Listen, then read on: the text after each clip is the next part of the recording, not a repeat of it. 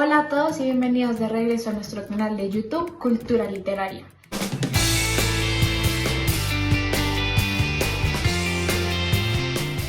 El día de hoy vamos a hablar de este nuevo libro que se titula ¿Quién teme las culturas juveniles?, el cual consiste en un ensayo que estudia cómo las nuevas generaciones han sido paulatinamente moldeadas por las distintas industrias culturales que han sido proliferadas a través de las nuevas tecnologías.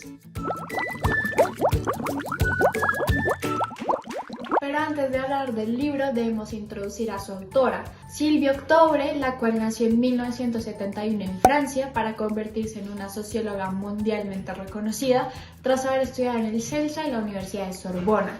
De acuerdo con Daniel Gasa, su especialización radica en las prácticas culturales de la juventud, específicamente las desigualdades sociales y de género que se perpetúan dentro de estas. Así, Sylvie hace un llamado a la concientización sobre las consecuencias que produce la globalización de la cultura y el actual bombardeo informativo. Esto mismo responde al movimiento literario al cual ella pertenece, el cosmopolitismo, el cual radica en que todos los seres humanos, independientemente de su ideología, pertenecen a una misma comunidad, a un mismo mundo que al final de cuentas está regido por las mismas normas morales.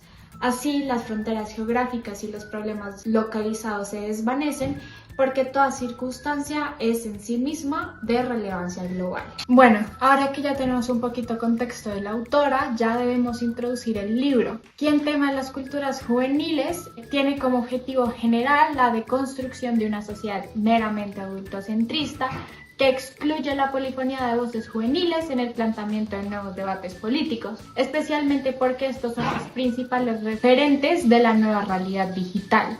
Esta construcción parte de la crítica a la generación boomer del siglo XXI, del siglo actual, al querer dominar la jerarquía informativa y despreciar nuevas alternativas de educación. Ahora, con lo que respecta a los objetivos específicos, en primera instancia tenemos la búsqueda de una nueva identidad juvenil, la cual está permeada por los avances tecnológicos. También la transición a un sistema de valores regido principalmente por la autonomía digital, exponer el recorrido de las características de las culturas juveniles y cómo estas han hecho un cambio en la manera en que los jóvenes consumen contenido.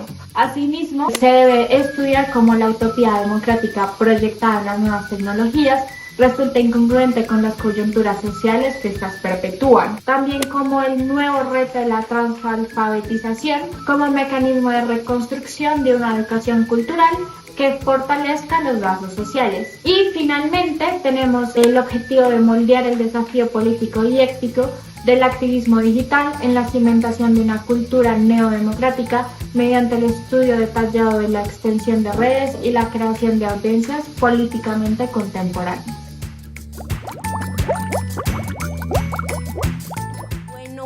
Bueno, y ahora hablemos un poco de todas estas referencias y de estos autores que le sirven a Octobre para argumentar y para dar fuerza a la idea de cuán importante es que nosotros sigamos investigando sobre culturas digitales en nuevas poblaciones como los jóvenes y niños. Sobre quiénes se apoya y a quiénes trae a colación en el debate, vamos a verlo.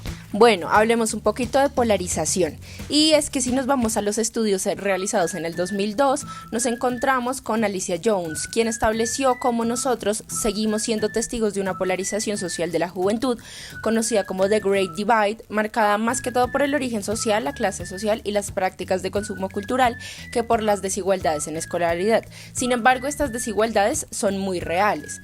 La autora, Octobre, utiliza esta obra para ejemplificar la constante división entre el joven y su contraparte, que es el adulto, en relación con lo que conocemos como el cambio cultural al que se enfrentan las juventudes actuales.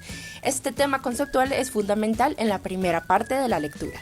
¿Y qué hay de nosotros los jóvenes? Bueno, les cuento, nos vamos para los últimos capítulos y lo que hace Octobre es referenciar a David Moxell, quien en 2010 establece que hay un escenario de desilusión entre las generaciones jóvenes, el desarrollo de nuevas formas de protesta y una exigencia de lo que conocemos como neodemocracia, que está expresada a través de lo digital. ¿Por qué es importante esta cita? Porque repercute específicamente en el debate que propone Octobre de las dimensiones éticas y políticas dentro de las nuevas formas de cultura que son analizadas en la parte final del texto. Al traer a David Moxell al marco teórico, demuestra no solo una urgencia global de moldear el sistema político por parte de los jóvenes y la esfera mundial, sino una determinación fáctica de lo que ahora es la noción de activismo para los sociólogos.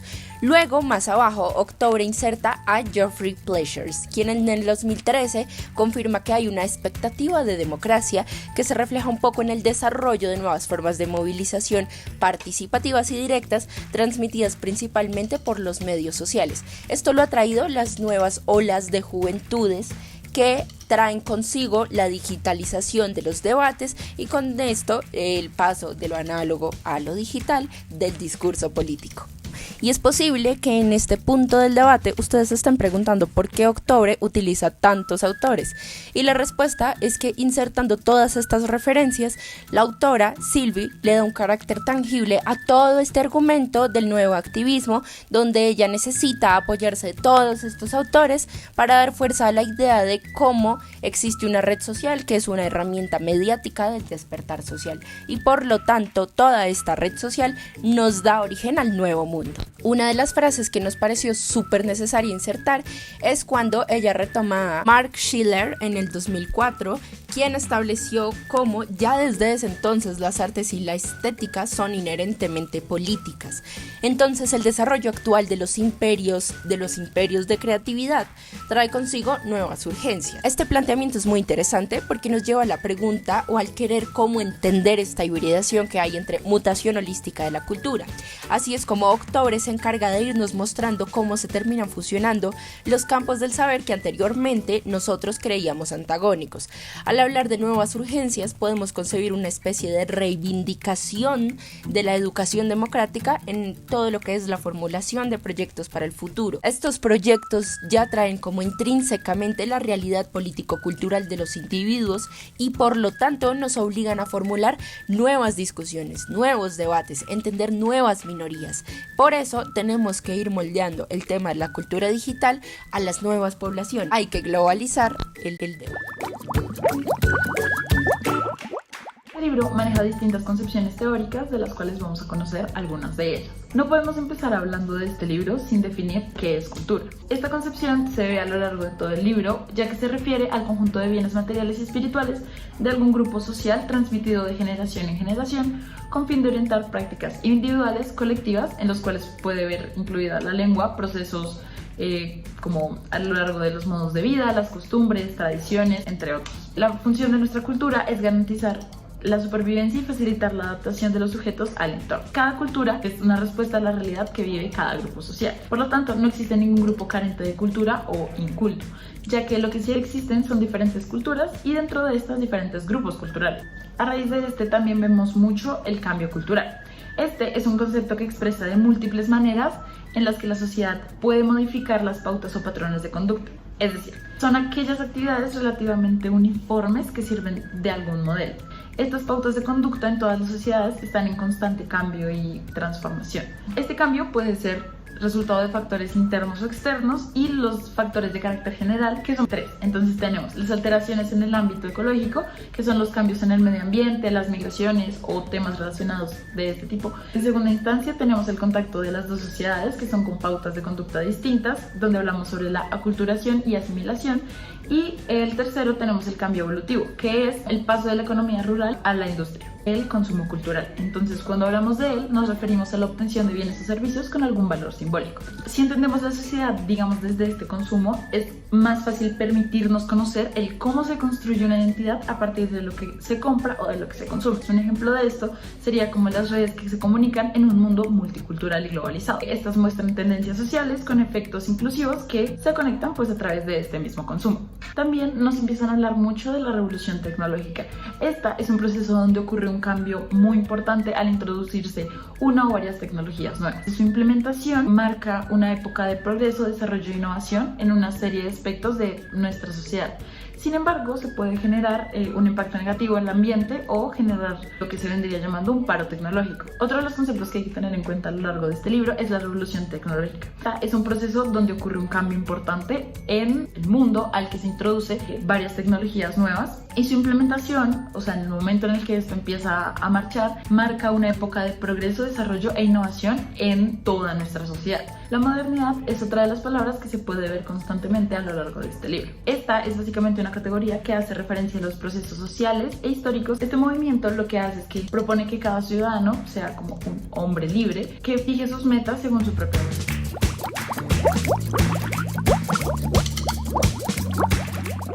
Las nuevas formas de cultura instauradas por los jóvenes no se desarrollan en un lugar específico y o particular, ya que éstas se adaptan y son moldeables a cualquier contexto en el que se estén desarrollando, pero es importante esclarecer que el papel que juega un nuevo sujeto, actor y espacio en donde convergen todas estas culturas juveniles, y es el Internet.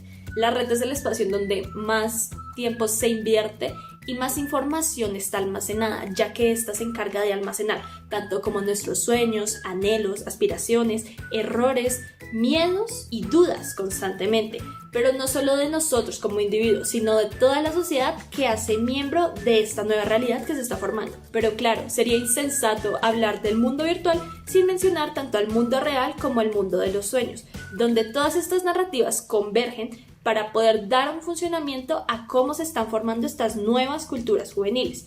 Y sin la globalización, claro, estas narraciones no serían posibles, ya que existirían bastantes barreras que limitarían el intercambio de las nuevas culturas, como podría ser la sexualidad, el internet, el idioma, incluso la distancia. Pero el internet permite que todas estas culturas converjan y que el mundo tangible logre implicarse un mundo e inmerger en todo lo que se está desarrollando en el mundo virtual. También es importante entender que el mundo real y la inconsciencia de los sueños tienen un papel que el internet nunca va a poder quitar. Así que estos otros dos realidades también juegan un papel importante, ya que sin la tangibilidad de los sueños y todos estos anhelos que plasmamos en ellos, no sería posible poder formar nuestro carácter como individuos. Cómo nos desarrollamos, nuestra personalidad no solo surge del internet o del tiempo que pasamos inmersos en este, sino también las constantes relaciones que tenemos en el mundo real, y todos los anhelos y aspiraciones que se esconden tras nuestros sueños son parte de nuestra identidad como individuos. Y todas estas narrativas se unen y convergen para que así se desarrolle toda la cultura juvenil, por lo que es una constante unión, podríamos decir, entre las tres realidades: el internet, el mundo de los sueños y la virtualidad y el internet. Hablando del internet, es importante esclarecer un punto, y es que se empieza a delimitar mucho qué es lo privado y qué es lo público, debido a que al acceder al internet estamos revelando información de nosotros constantemente, y sin darnos cuenta estamos limitando la privacidad que tenemos, ya que le damos acceso a muchas personas que no conocemos a cosas que tal vez creíamos que eran privadas, pero que al momento de ingresar a este nuevo mundo se vuelven públicas, se vuelven una realidad, ya que este mundo, aunque parezca algo lejano, es nuestra nueva realidad, y debemos ser conscientes de la metamorfosis que está tomando esta sociedad. Somos conscientes de las tres realidades en las que se desarrollan estas culturas juveniles, sin importar barreras que podamos instaurar. Estas son las realidades, debemos aceptarlas y adaptarnos a estas.